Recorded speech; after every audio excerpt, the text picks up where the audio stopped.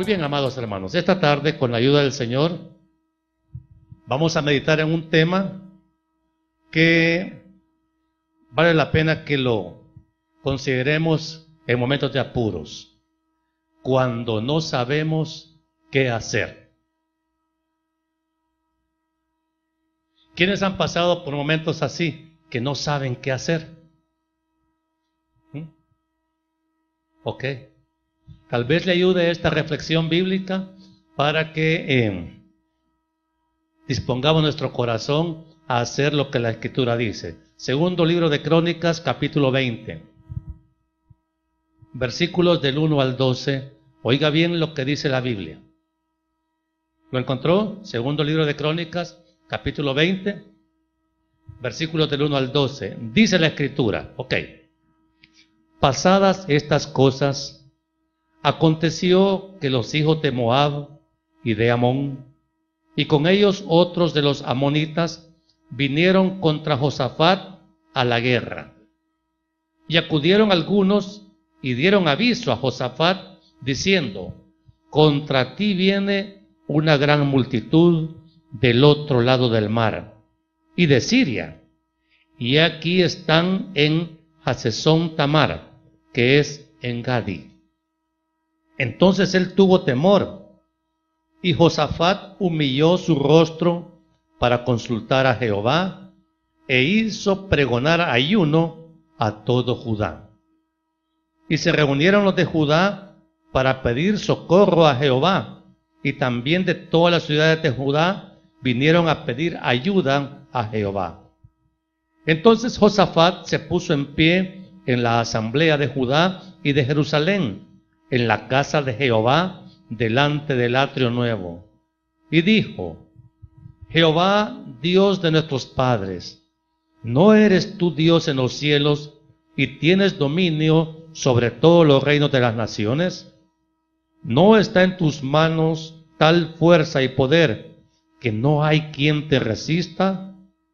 Dios nuestro, ¿no echaste tú los moradores de esta tierra delante de tu pueblo Israel, y la diste a la descendencia de Abraham, tu amigo, para siempre? Y ellos han habitado en ella, y te han edificado en ella santuario a tu nombre, diciendo: si mal viniera sobre nosotros, o espada de castigo, o pestilencia, o hambre, nos presentaremos delante de esta casa y delante de ti, porque tu nombre está en esta casa. Y a causa de nuestras tribulaciones, ¿qué cosa? Clamaremos a ti, y tú nos oirás y salvarás. Ahora pues, he aquí los hijos de Amón y de Moab, y los del monte de Seir, a cuya tierra no quisiste que pasase Israel cuando venía de la tierra de Egipto, sino que se apartase de ellos y no los destruyese. He aquí ellos nos dan el pago, viniendo a arrojarnos de la heredad que tú nos diste en posesión. Oh Dios nuestro, ¿no los juzgarás tú? Porque en nosotros no hay fuerza contra tan grande multitud que viene contra nosotros. No sabemos qué hacer, y a ti volvemos nuestros ojos. Amado Dios y Padre bueno, gracias, mi Dios, porque podemos confiar siempre en ti, aún en medio de la gravedad de una tribulación. Y queremos, mi Dios, recordar a tus verdaderos hijos e hijas, que siempre encontraremos en nuestra vida callejones sin salida, que solo tú, mi buen Dios, podrás liberarnos de estos imposibles que en nuestra vida siempre vamos a encontrar. Ayúdanos a entender este consejo bíblico para que cuando llegue ese momento que inevitablemente vamos a enfrentar, lo hagamos con la sabiduría de lo alto y encontremos socorro oportuno para gloria y honra de tu nombre, Señor. Amén y amén. Pueden tomar asiento, amados hermanos. Las trampas de la vida, las circunstancias totalmente desfavorables. Hay situaciones que son de vida o muerte. Hay situaciones que son, hermanos, dramáticamente extremas en la vida de cada uno de nosotros, que nos enfrentan a una realidad. Nosotros no podemos hacer nada. Y si nosotros no podemos hacer nada, muchas veces puede venir la desesperanza, puede venir la pérdida de fe, y aún quizás hasta la apostasía, si nosotros de verdad no recibimos el socorro como esperamos. Pero amados hermanos, la Biblia nos da las estrategias perfectas para que nosotros podamos encontrar socorro oportuno cuando no tenemos la mínima idea de qué hacer, porque esa situación nunca la habíamos vivido y no sabemos cómo se enfrenta. Josafat, el personaje del que estamos hablando en esta porción, es el cuarto rey de Judá. Josafat era tataranieto del rey Salomón. O sea, había vínculo sanguíneo entre el rey Salomón y Josafat, que fue uno de los pocos reyes buenos de Judá. Recuerden que estaba el reino dividido y las 10 tribus de Israel, cuya capital era Samaria, estaban al norte, y el reino del sur, Judá y Benjamín, cuya capital estaba en Jerusalén, donde estaba edificado el templo de Salomón. Entonces, hermanos, para que nos vayamos ubicando en el panorama geográfico e histórico de lo que significa en los acontecimientos que vamos ahora a explicar. En el capítulo 17 del segundo libro de Crónicas, versículo 1, dice así, miren: reinó en su lugar Josafat su hijo, el cual se hizo fuerte contra Israel. Así presenta el libro de Crónicas la llegada del rey Josafat a Judá. Y gobernó, dice la Biblia, 25 años en Judá. Y ser un hombre fuerte contra sus enemigos significa que este hombre había heredado de su papá una buena posición económica y también una buena fortaleza militar. Cuando hay dinero y hay poder, parece que no hay nada que temer. Y eso es lo que busca la gente del mundo, sentirse segura porque tiene dinero. ¿A quiénes les da aquí el dinero seguridad, confianza? A todos, ¿verdad que sí? A todos les da el dinero seguridad y confianza. Y también, hermano, si además de dinero tuviéramos una cuota de poder que nos permita hacer lo que nosotros querramos y nadie nos dice nada, mire, el poderoso se siente intocable. El poderoso se siente que nunca le podrá pasar nada malo. Josafat estaba en esa liga de hombres ricos y poderosos, pero mire, fíjese bien, tuvo y gozó del favor de Dios. Eso es importante. Versículo 3 dice: y Jehová estuvo con Josafat. ¿Por qué el Señor estuvo con Josafat? Porque Josafat, a pesar de ser rico, poderoso, era un hombre temeroso de Dios.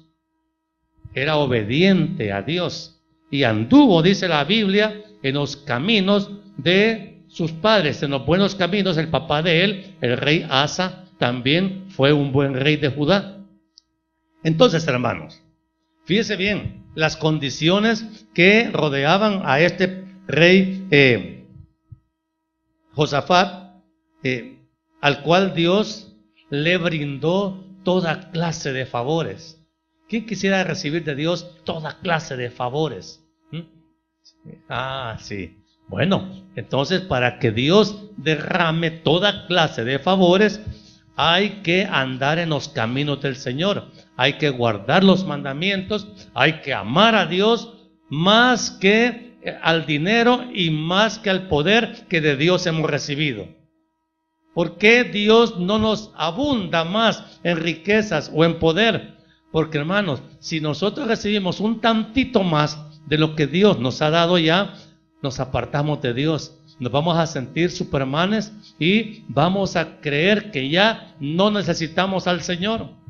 Y es por eso que Dios nos tiene limitados, porque no podemos manejar las riquezas y el poder sin apartarnos de Dios. Y aquí viene el punto.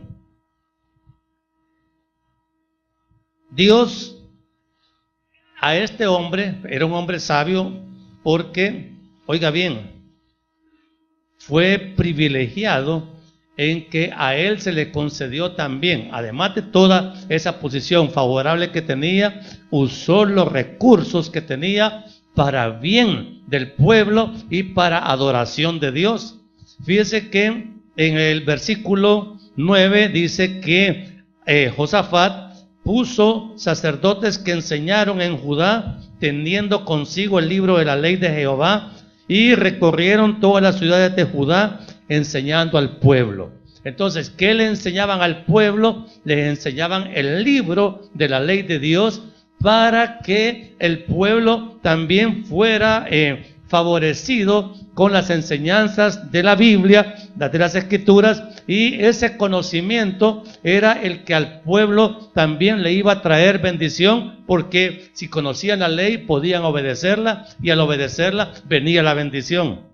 Hermanos amados, usted quiere bendición, quiere que el Señor lo saque de agüites, ¿verdad que sí? Sí. Y hay bendición sin obedecerle a Dios. Hay bendición sin obedecerle a Dios. Pero hermanos, hemos llegado hoy en las iglesias y en el mundo al punto en que queremos que Dios nos bendiga y viviendo en rebelión contra sus mandamientos. Simplemente no se puede. No se puede. Entonces, como primer requisito para ir saliendo del punto difícil que estamos viviendo es conocer la ley de Dios y obedecerla. Hermanos amados, dice la Biblia que este Josafat gozaba de tanto favor de parte de Dios.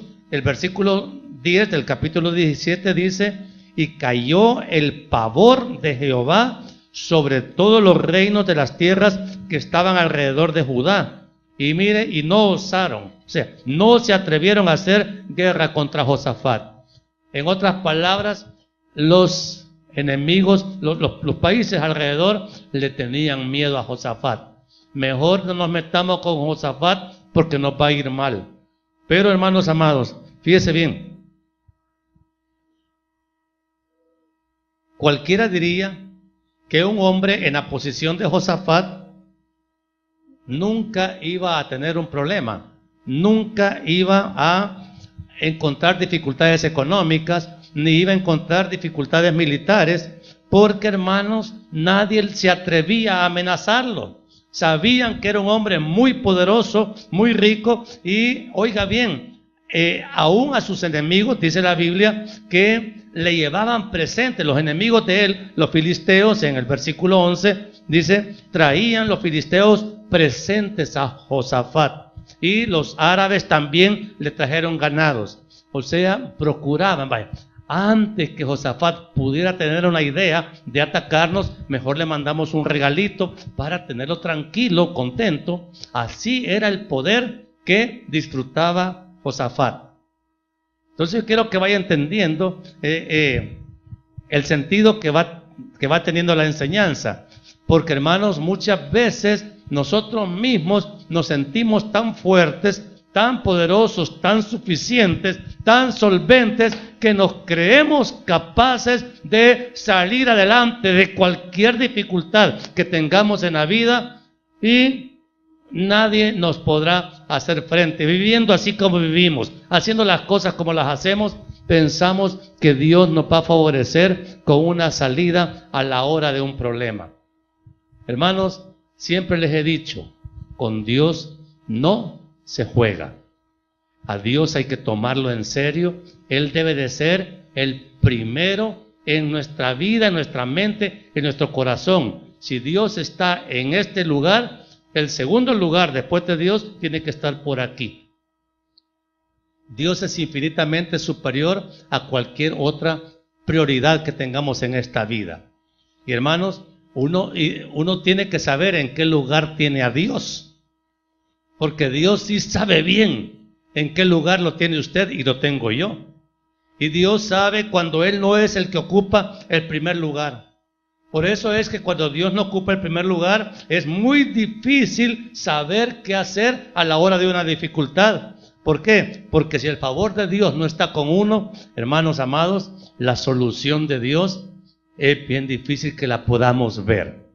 Entonces, pero el poderoso rey Josafat, el rico, famoso, el hombre que le causaba temor a todos sus enemigos, enfrentó una situación que quizás él nunca calculó. Fíjese bien, porque Josafat era un hombre que había gozado de la misericordia de Dios hasta la sobreabundancia. El capítulo 18 del segundo libro de Crónicas relata de el cumplimiento de una profecía contra el rey Acab. Josafat, en medio de todo el favor que gozaba de parte de Dios, tuvo un desacierto grave. Mire, no crea usted que los hombres de Dios no se equivocan gravemente.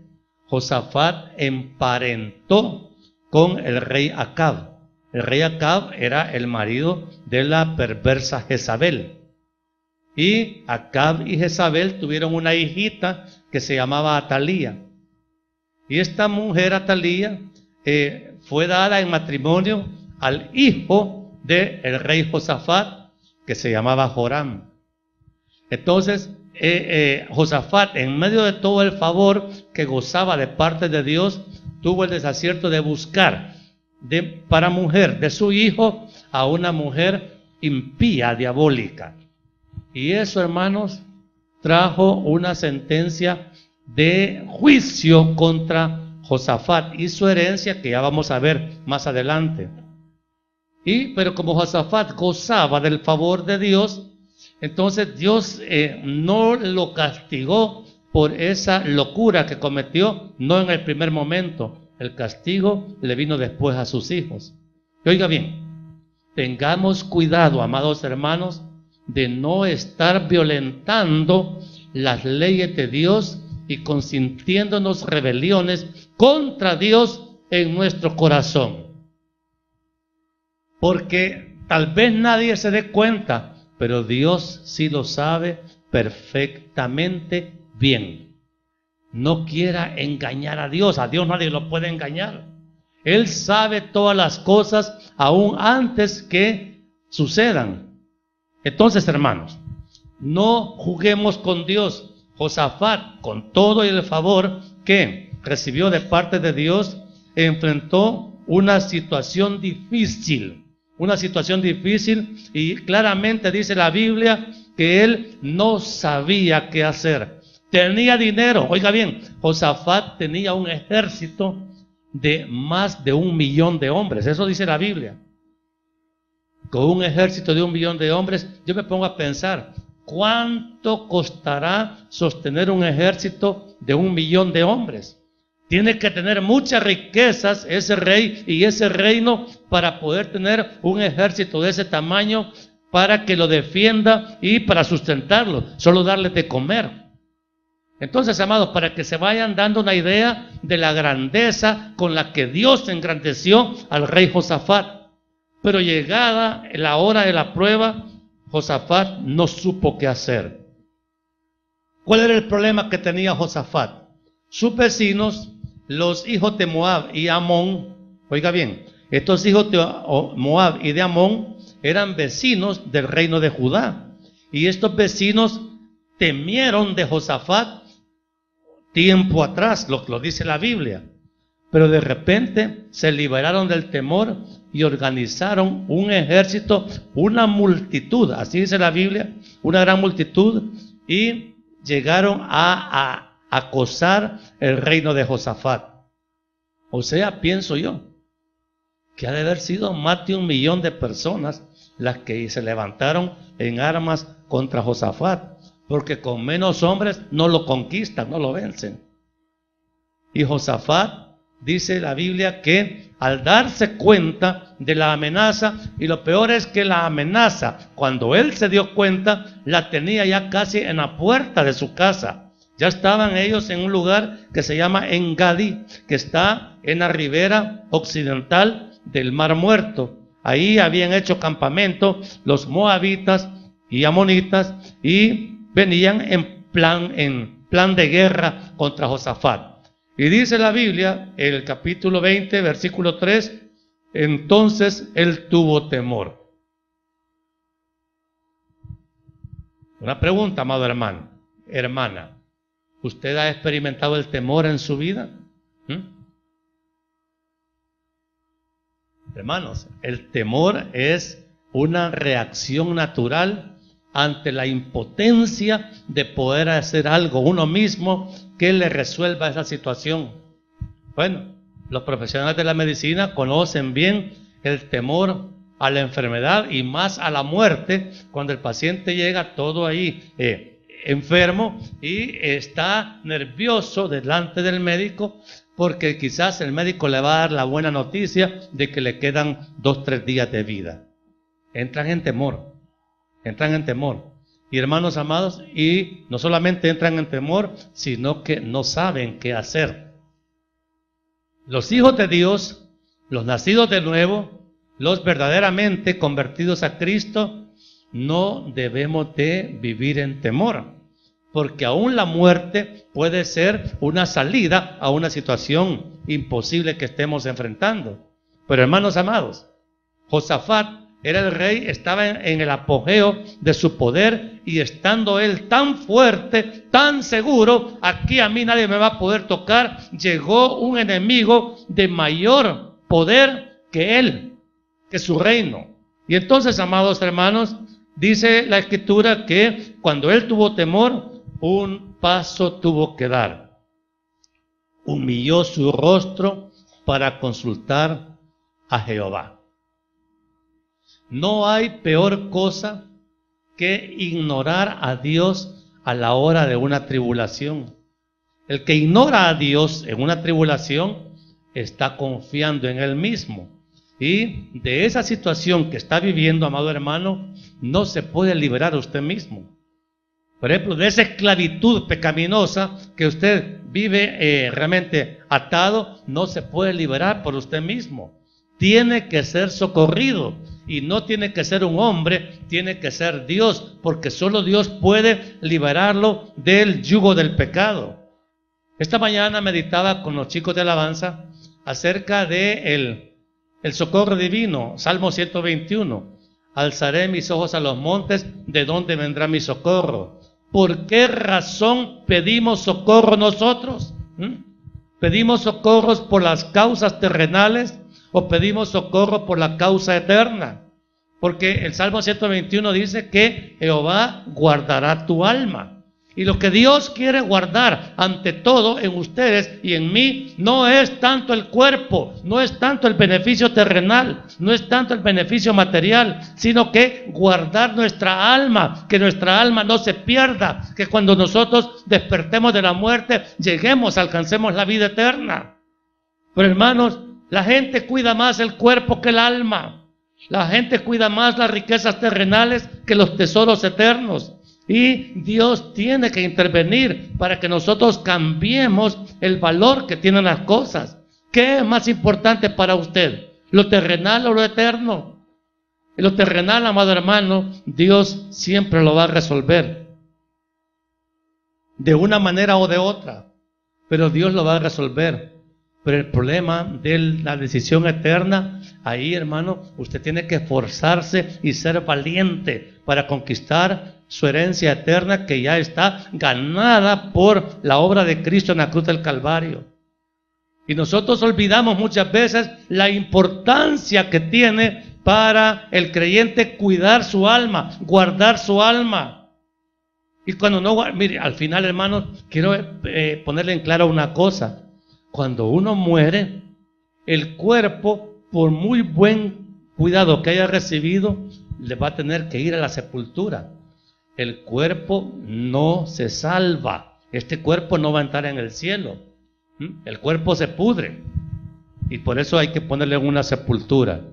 Lo que se salva es el alma. O sea, el alma es la que tiene que estar lista para partir a la presencia del Señor cuando llegue el día. Pero hermanos, hemos perdido mucho tiempo cuidando el cuerpo, cuidando lo terrenal, y el alma la tenemos en un total descuido. Por eso, hermano, es necesario que Dios nos enfrente a imposibles, que Dios nos coloque en callejones sin salida, para que nos acordemos que somos de Dios, que a Dios nos debemos y que nuestro destino final está en las alturas celestiales. Porque si no, se nos olvida. O somos de aquí, somos de la tierra, o nuestra ciudadanía está en el cielo. Ok, y usted es ciudadano del cielo y vive terrenalmente. Entonces Dios tiene que intervenir. ¿Por qué no sabemos qué hacer? Miren, Dios nos enfrenta a estas situaciones como la que enfrentó Josafat. El poderoso Josafat, el intocable Josafat, el riquísimo Josafat, ahorita estaba en un callejón sin salida. De un día para otro, todas sus posesiones, todas sus riquezas terrenales estaban en una posición de riesgo de perder todo ese bien, porque había venido una multitud vecina a conquistar lo que Dios le había dado a él, pero no sabía qué hacer. Y mire, hermano, no se sabe qué hacer porque nunca se había vivido un momento así. Siempre vamos a enfrentar una situación en la vida que nunca nos había pasado. ¿Entiende eso? Por eso dice, no sé qué hacer. ¿Y cómo se enfrenta este problema? Y fíjese bien, lamentablemente ahí nos damos cuenta que nadie aprende por la experiencia de otro. Aún los hijos tienen que vivir su propio imposible. Los papás a veces queremos que los hijos no padezcan ese sufrimiento que nosotros hoy estamos enfrentando. Pero hermanos amados, la experiencia de usted como padre no va a librar a su hijo de vivir su propia experiencia para que aprenda a depender de Dios. Entonces, hermanos, Josafat lo confesó, no sabemos qué hacer. Y no solamente Josafat no sabía qué hacer en ese momento, sino que nadie en el pueblo, nadie de toda esa población sabía qué hacer. O sea, el candado estaba bien cerrado. O sea, ahí esa puerta no la podía abrir nadie.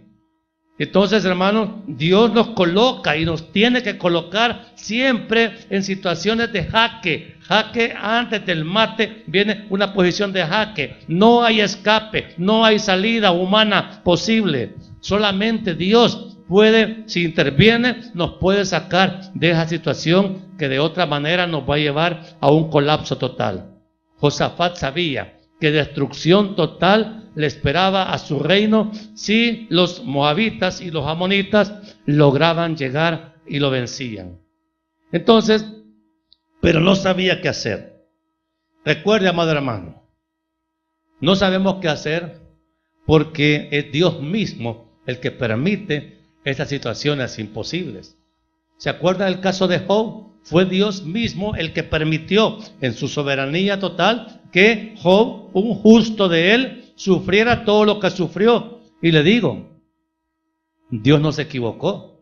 Fue el plan perfecto de Dios el que permitió el trato con la vida de Job, y fue para bien. Por eso Pablo en la carta a los Romanos lo dice con toda autoridad: para los que amamos a Dios, todas las cosas ayudan para bien. ¿Lo cree, amado hermano? Porque esa palabra tendría que amarla. Para los que aman a Dios, todas las cosas ayudan a bien. Ese dolor, esa angustia, esa desesperación, eso, hermano, tiene que ayudar para bien. Pero hay que resolver el imposible delante de Dios, aunque usted no sepa qué hacer. Miren, para darnos cuenta que sin Dios no somos nada, es necesario enfrentar el imposible. Porque cuando uno se siente bien saludable, hermano, no hay nada que temer. Pero qué frágiles somos ante la salud. Con una cosita nosotros nos derribamos. Y ahí nos muestra el Señor que solamente en Él podemos nosotros tener seguridad y confianza y esperanza. Entonces, hermanos, cuando no sabemos qué hacer, cualquier enemigo nos va a parecer grande. ¿Verdad que sí? Cuando yo no sé lo que tengo en mi cuerpo, me imagino siempre lo peor, porque somos fatalistas, porque nos sentimos tan impotentes ante la enfermedad que es un dolor de cabeza, con una acetaminofén se le quita, pero usted ya está pensando que tiene un tumor cerebral. Entonces, y no es así. Pero hermano, si usted no sabe qué hacer, puede llegar a creer de que eso es lo que tiene. Uno siempre ve demasiado grande al enemigo, siempre vemos grande el problema. ¿Por qué? Porque no sabemos qué hacer y uno dice, esta deuda es impagable. No, hombre, estoy tan enjaranado que ya ni que trabaje 3 turnos de 24 horas diarias, entonces puedo pagar. Hermano, si usted está enjaranado así, pues sí, la locura fue suya, pero tiene que reconocer que solo Dios lo puede sacar de eso, porque la deuda es un pozo sin fondo. Pero hermano amado, ¿cómo la enfrentamos? Primeramente, reconociendo que los culpables de estar así, ¿quiénes somos? Nosotros. Usted fue el que firmó. Usted fue el que hasta buscó al usurero para decirle, hazme el favor de prestarme, como que el usurero le está haciendo el favor a usted. Hermano, así somos de locos. Entonces vean, y cuando ya está ahí, que le está quitando todo, entonces, ay, ¿qué hago? Mis hijos se van a quedar sin comer. Y eso aflige, hermanos. Pero oiga bien, aún ese enemigo tan grande que es la deuda, hermano, delante de Dios no es problema, pero Dios tiene que tratar con usted para que aprenda a no confiar en el que le da el dinero, sino confiar en Dios, que es el que sustenta todas nuestras necesidades. Miren, cuando usted tiene un problema muy grande, usted lo ve grande porque calcula que no lo puede vencer. Josafat tenía 1 millón de hombres a su servicio, pero calculó que a esa multitud más grande no la podía vencer. ¿Qué hacemos cuando no sabemos qué hacer? Porque hermanos, vamos a llegar a ese punto. ¿Qué hacemos? Según la Biblia, hermano, primeramente, asegurémonos que Dios está con nosotros. ¿Ok? Asegurémonos. Realmente, ¿quién es el que está en problemas? ¿Un hijo de Dios o un impío? Asegurémonos que de ser hijos de Dios, por lo menos. Porque hermano, una cosa diferente es el problema del impío y otra cosa es el problema del verdadero hijo de Dios. El impío recurre a sus ídolos, a sus falsos dioses, a sus falsas creencias. Entonces, usted tiene que estar claro. ¿Es hijo de Dios? ¿Es hija de Dios? ¿Ha sido lavado por la sangre del Cordero? ¿O solo es cristiano de nombre? Y el cristiano de nombre es el que dice que es cristiano, pero vive como a él le da la gana. Entonces uno tiene que tener bien claro, ¿en qué calidad me acerco a Dios? ¿Me acerco en calidad de hijo o me acerco en calidad de impío? Y claro, todo el mundo dice, no, yo soy hijo, pero vive como impío. Entonces, ¿qué es? ¿Qué es, hermano? ¿Es hijo de Dios obediente a su padre? ¿O es un impío que tiene nombre de cristiano, pero que no le hace caso a Dios? Porque hay diferencia. Josafat era un hombre hijo de Dios, obediente a Dios, temeroso de Dios. Entonces, en esa calidad se acercó a Dios. Y, hermanos, tenemos que estar seguros que estamos gozando del favor de Dios, y es Dios en su amor el que nos ha puesto esta prueba, el que está permitiendo que pasemos por este valle de sombra y de muerte, y del cual solo Él nos puede sacar. Entonces, ¿cuál es el primer paso? Reconocer qué es lo que soy. Claro, yo le pregunto aquí, ¿quiénes son hijos de Dios? Todos van a levantar la mano. pero el que lo sabe bien es Dios mismo. Entonces, hay que asegurarse de que Dios está con nosotros y que le estamos obedeciendo. Josafat gozaba del favor de Dios. Entonces, una vez usted sepa que es hijo de Dios y no sabe qué hacer, una solución sabia se la aprendí a mi pastor, el hermano Lisandro, dice así: cuando no sepas qué hacer, no hagas nada. Uy, hermano, ¿y cómo no voy a hacer nada? Bueno, ¿quién va a resolver el problema? ¿Lo va a resolver usted o lo va a resolver Dios? ¿Quién lo va a resolver? Ok, entonces, si solamente Dios lo puede resolver, ¿por qué lo quiere resolver usted? Porque mire, hermano, somos nosotros tan escasos de confianza en el Señor que si una pestañita chiquita tenemos de dónde agarrarnos y confiar en nuestra pequeña fuerza para querer salir por nuestros medios de un pozo, mire, de un pozo nadie puede salir por sí mismo, sino tiene que ser sacado.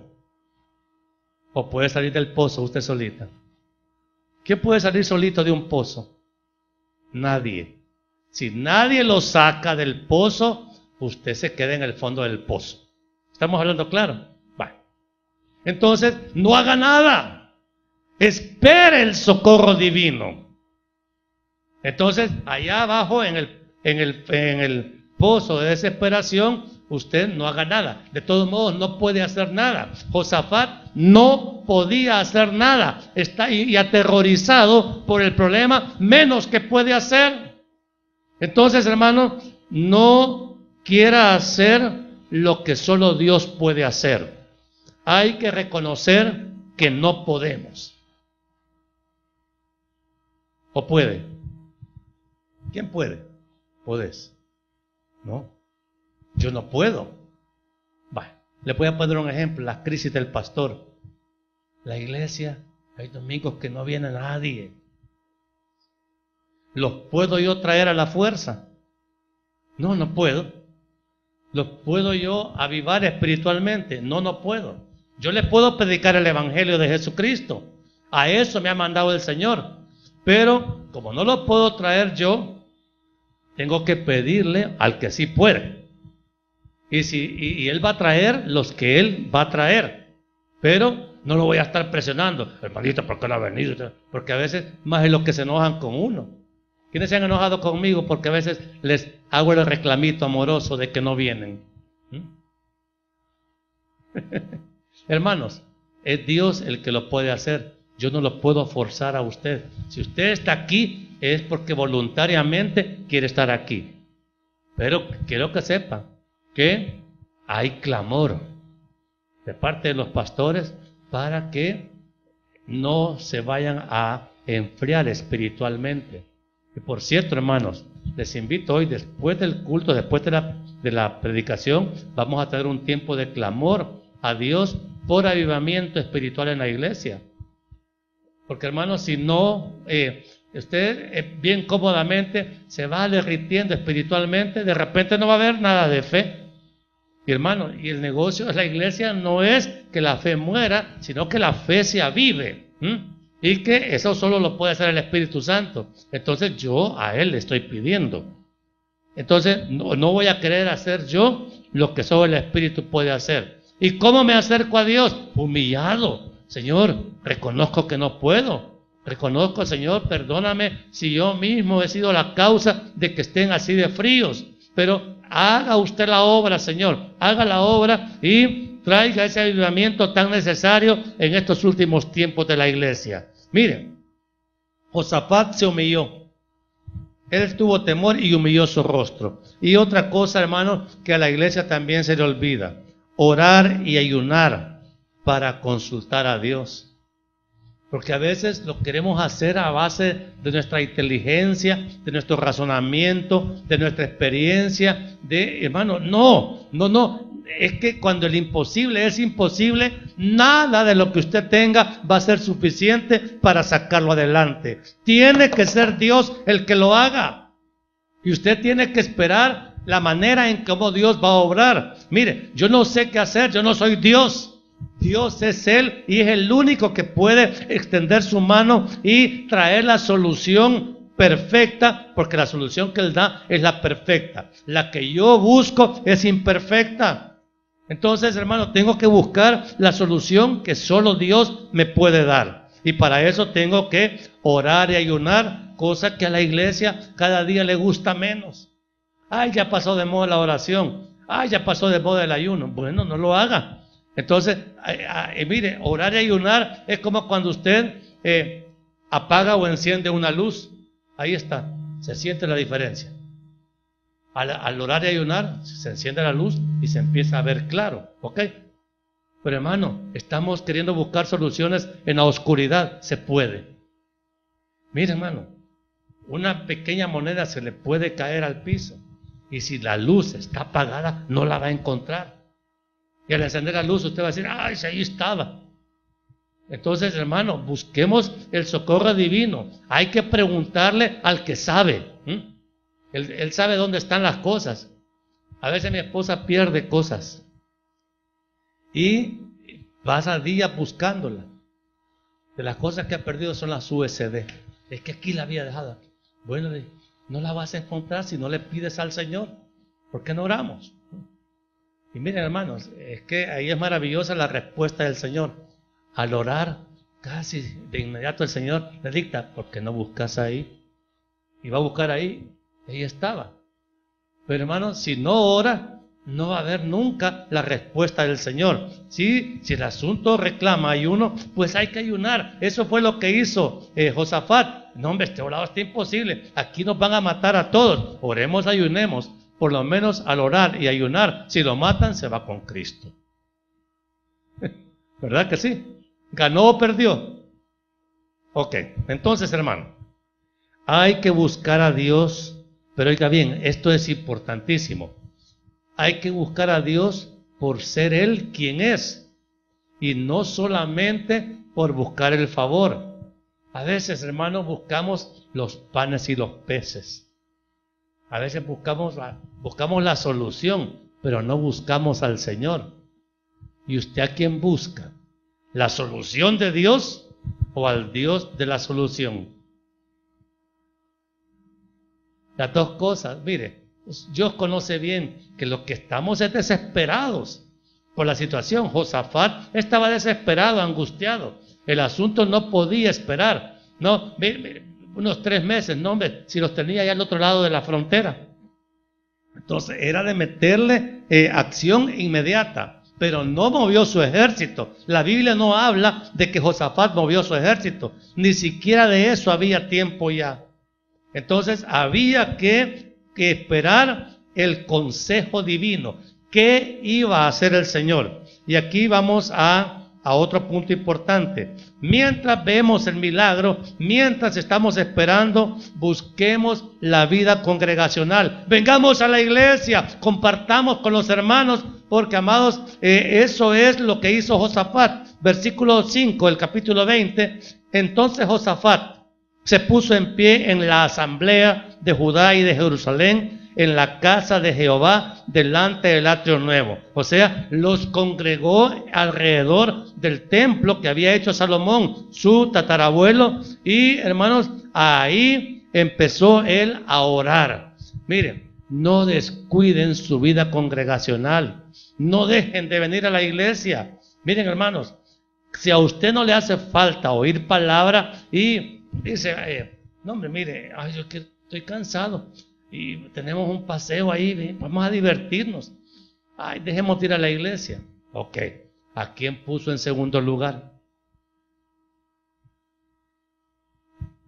Y mire, hermano, no quiere decir que usted no pueda darse un paseíto, un refrigerio, si se necesita. Pero tenga cuidado cuando Dios no ocupa el lugar primero que solo a Él le corresponde. Usted tiene que buscar la vida congregacional, porque cuando viene y oye palabra, aquí va a oír algo, le va a decir el Señor. Un consejo va a recibir desde el púlpito, va a recibir probablemente una exhortación, va a recibir luces que le dirijan hacia la verdad, hacia la solución. Le va a decir Dios a través de la predicación por dónde tiene que irse.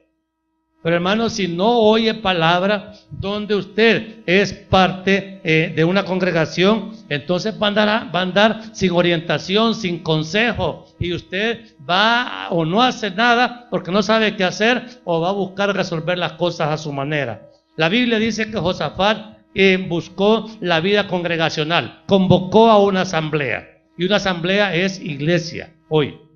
Entonces,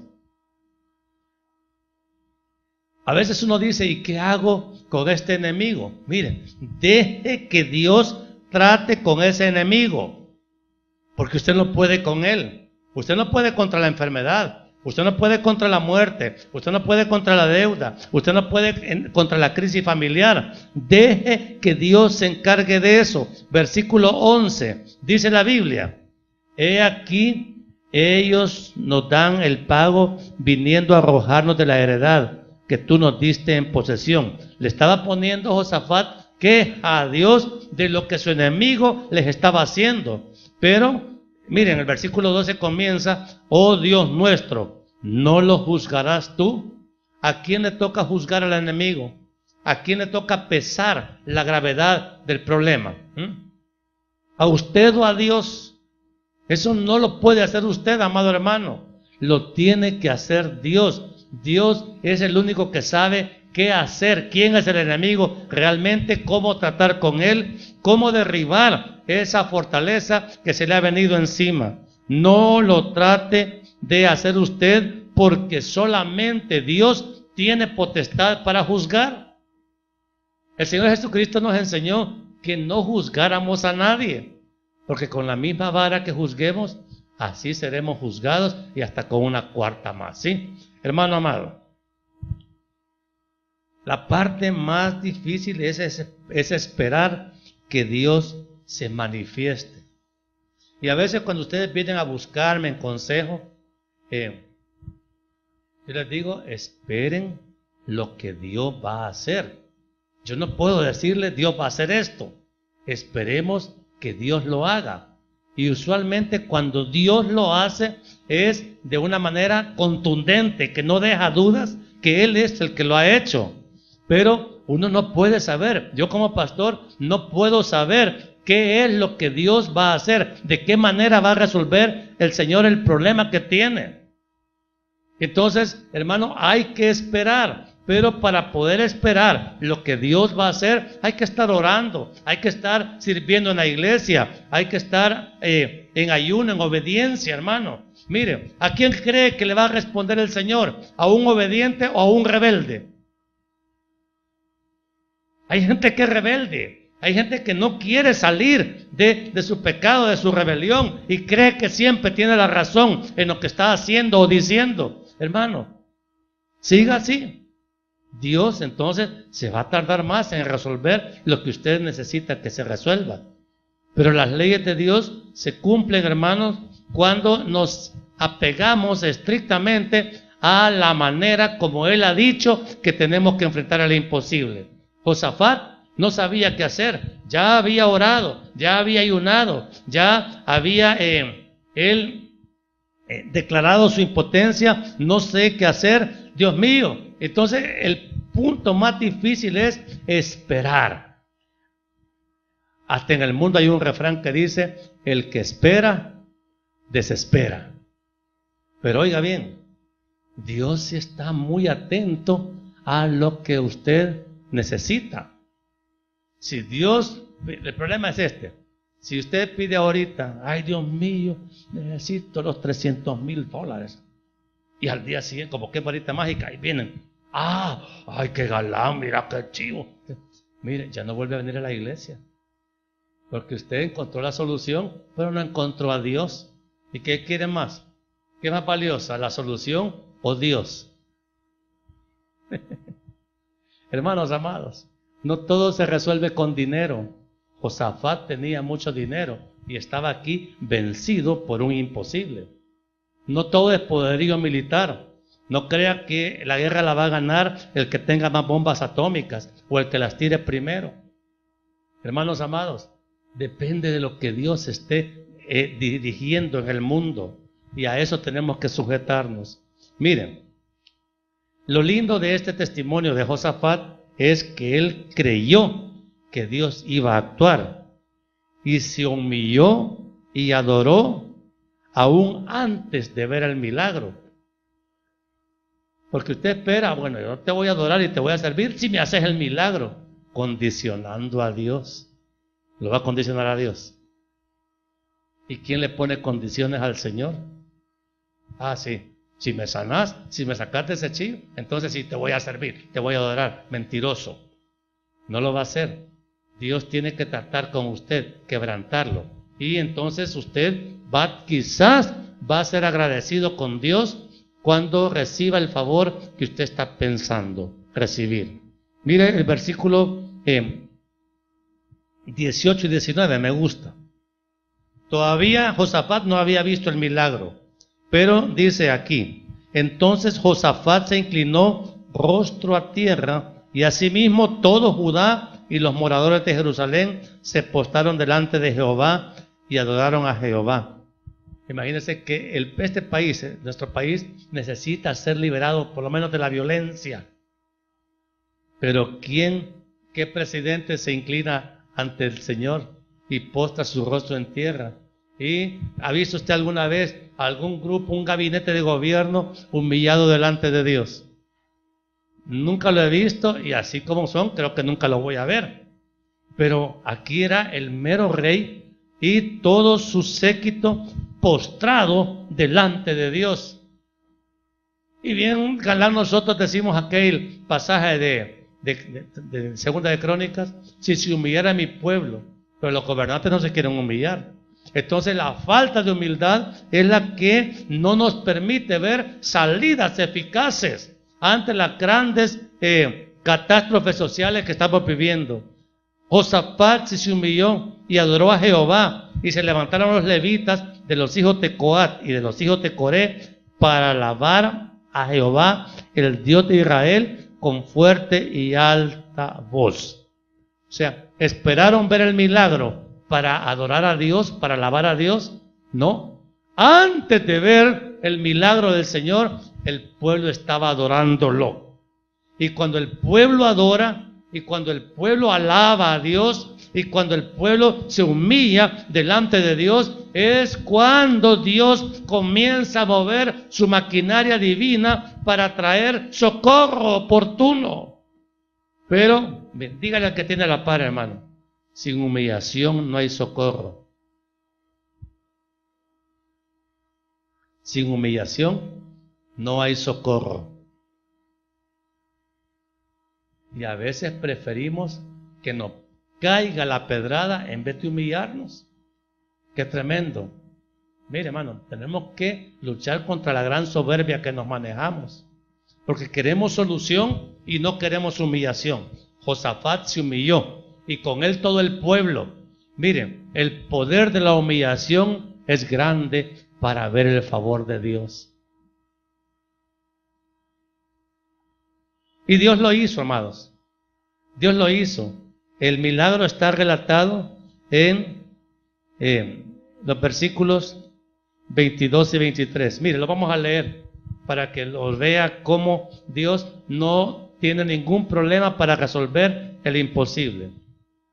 Y cuando comenzaron a entonar cantos de alabanza, Jehová puso contra los hijos de Amón, de Moab y del monte de Seir, las emboscadas de ellos mismos que venían contra Judá, y se mataron los unos a los otros, porque los hijos de Amón y Moab se levantaron contra los del monte de Seir para matarlos y destruirlos, y cuando hubieron acabado con los del monte de Seir, cada cual ayudó a la destrucción de su compañero. Hermano, esto es una cosa que es imposible que suceda si Dios no lo hace. Vienen los enemigos y en vez de atacar ellos a Judá, el ejército que venían a vencer, empezaron los ejércitos de ellos a atacarse mutuamente y a matarse. ¿Cómo lo hizo Dios? Yo no sé, hermano. Pero Dios es capaz de hacer eso. Si Dios es capaz de destruir a los enemigos de esta manera, ¿no será capaz de resolver la situación imposible que usted está enfrentando hoy? Hermano, estoy hablando de ejércitos de más de 1 millón de personas y Dios los exterminó en un ratito. A Dios no le cuesta destruir el mundo. Hermano, si Dios no ha destruido este mundo es porque Él es bueno y Él es misericordioso. Pero Él lo podría destruir completamente y Dios sigue siendo bueno y misericordioso.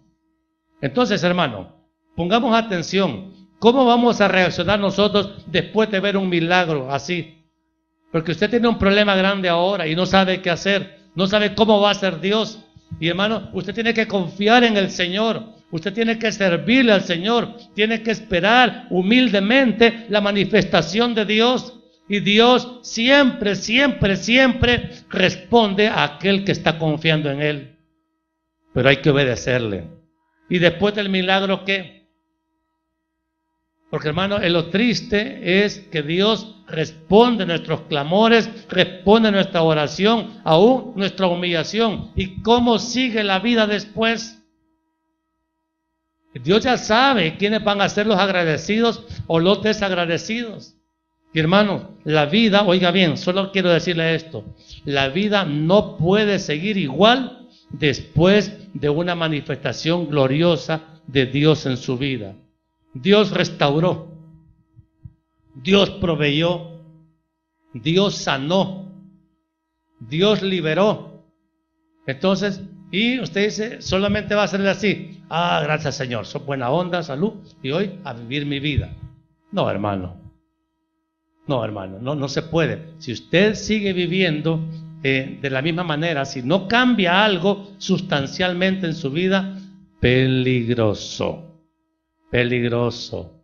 Porque miren, Josafat, un hombre que era bueno, pero hermanos, a veces la abundancia que se recibe de parte de Dios nos enloquece. Y Josafat cometió desaciertos que trajeron consecuencias. Miren, fíjese que creo que lo peor que hizo Josafat fue la alianza con Acab, el marido de la Jezabel, y casar su hijo con esta mujer mala. Porque, oiga bien, en el capítulo 21, versículo 4, habla de Joram, el hijo de Josafat. Miren lo que pasó en la familia de Josafat. Joram, el hijo mayor, fue puesto por rey. Y dice la Biblia, fue elevado pues Joram al reino de su padre era Josafat. Y luego que se hizo fuerte, ¿qué es lo que hizo Joram? Mató a espada a todos sus hermanos y también a algunos de los príncipes de Israel. ¿Se habrá imaginado Josafat, este rey bueno, que los hijitos de él, con los que compartió la mesa, iban un día a ser muertos por el hermano mayor? Hermano, esa es una tragedia inmensa en una familia, un homicidio, una carnicería en la casa del rey de Judá. Joram es de los que forman parte de la genealogía de Jesucristo. Y sin embargo, cometió esta maldad, hermanos, porque las alianzas de los hijos de Dios nunca tienen que ser con impíos, con gente que no tiene la fe que nosotros profesamos. Entonces, hermanos, la factura de esa infame alianza le vino a Josafat después de su muerte. Pero, oigan bien, ¿por qué Josafat no recapacitó ante algo tan grave que había hecho? Hermanos, porque no fue suficientemente agradecido con Dios. Le hizo la fiestecita a Dios, agradeció y todo, y siguió haciendo la vida como él creía que debía de hacerlo, sin revisar a fondo su obediencia o su desobediencia. Hermanos amados, para ir terminando, uno tiene que revisar las cuentas que tiene pendientes con Dios. Porque es fácil, oiga bien, acusar a otro de la situación grave que estamos pasando en familia, en iglesia. Uno tiene que revisarse uno mismo. Aquí, al primero que tiene que revisarse es aquí. ¿Cómo está su corazón? ¿Cómo están sus pensamientos? ¿Qué sentimientos está abrigando? Y Dios los conoce bien. Y uno tiene que limpiarse de tanta impiedad, tanto pecado que por ser de carne tenemos la facilidad de cometer. Y tenemos que estar en pie de guerra contra el mayor enemigo que nos acecha, que es el propio pecado. Y hermanos amados, no limpiarnos nosotros las manos y hacernos los inocentes de cosas que quizás somos culpables. Por eso, amado hermano, uno tiene que reconocer las afrentas pendientes que tiene con Dios y corregirlas para evitar maldiciones. Dios ya se manifestó, Dios me resolvió el problema y yo le doy gracias al Señor porque realmente si Él no mete la mano, yo hubiera colapsado, me hubiera muerto, hubiera quebrado, lo que sea. Dios me guardó de todo mal. Pero amado hermano, tengo que revisar. Eso no quiere decir que Dios ya me perdonó todos mis pecados, sino que tengo que ponerme a cuentas con Dios. Dios mío, me has hecho este gran favor, este gran milagro, y ahora ¿cómo estoy contigo? Estoy en obediencia, estoy en rebelión. Yo quiero hacer tu voluntad. Quiero dejar de hacer las cosas malas que hago. Quiero realmente someterme enteramente a ti. El milagro me ha dado testimonio de que tú eres poderoso para sacarme de todos estos imposibles y liberarme de estos yugos de oprobio que hubieran venido sobre mí si tú, mi amado el Señor, no metes la mano. Entonces, ¿cómo tenemos que vivir ya una vez liberados de ese desastre que se nos avecinaba? Hombre, la gratitud tiene que ser consecuente con la humillación permanente. Si yo estoy agradecido con Dios, tengo que vivir humillado delante de Él todos los días de mi vida. Miren, lo que yo conozco de la gente, hay gente que ha sido grandemente favorecida por Dios, pero viven en impiedad, no son agradecidas. Reconocen que Dios, gracias al Señor, mi hijo, mi hija está así, pero yo vivo como yo quiero. Gracias al Señor, mire, mi mamá no se murió, entonces, y doy gloria a Dios, pero yo vivo como yo quiero. Hermanos, se trata entonces de confiar en el Señor y esperar su respuesta maravillosa. Pero después del milagro, la vida tiene que ser diferente. Uno tiene que verdaderamente vivir para darle gloria, honra y alabanza al Señor. En medio de cualquier circunstancia de la vida, si Dios lo reviste usted con una abundancia que nunca había tenido, no se olvide nunca de dónde lo sacó el Señor. Porque lo peor que podemos hacer es ser desagradecidos, ser de los 9 leprosos que, a pesar de que habían recibido la abundancia del bien del Señor, hermanos, ni siquiera se acercaron para darle las gracias. Dios va a responder, hermano. Dios va a responder. Pero yo le pido a esta hora, en el nombre de Jesús, que nunca olvide a quien le debe todo el bien que ha recibido. Nunca lo olvide. No se lo debe a usted mismo. Es que yo tengo un buen trabajo, es que yo soy inteligente, que tengo buenos contactos. No, yo tengo a Dios que me ha dado todo y me seguirá dando todo, y a quien yo me debo para siempre, y le voy a obedecer, le voy a amar, voy a clamar: Señor mío, pon arrepentimiento en mi corazón, porque me está costando dejar de pecar de la manera que lo hago. Ya no quiero vivir ofendiéndote. Esa petición hay que hacerla, porque hermanos, si no le pedimos a Dios que nos libre del yugo del pecado, el pecado siempre nos va a tener aplastados. Entonces, si uno, por gratitud al Señor, por tanto bien con el que nos ha bendecido, tenemos que luchar por la santidad. Miren, sírvale al Señor en algo, hermano. Hagamos algo por Él. Usted tiene que tener una vida congregacional juntos en armonía. Ahí derrama Jehová bendición y vida eterna.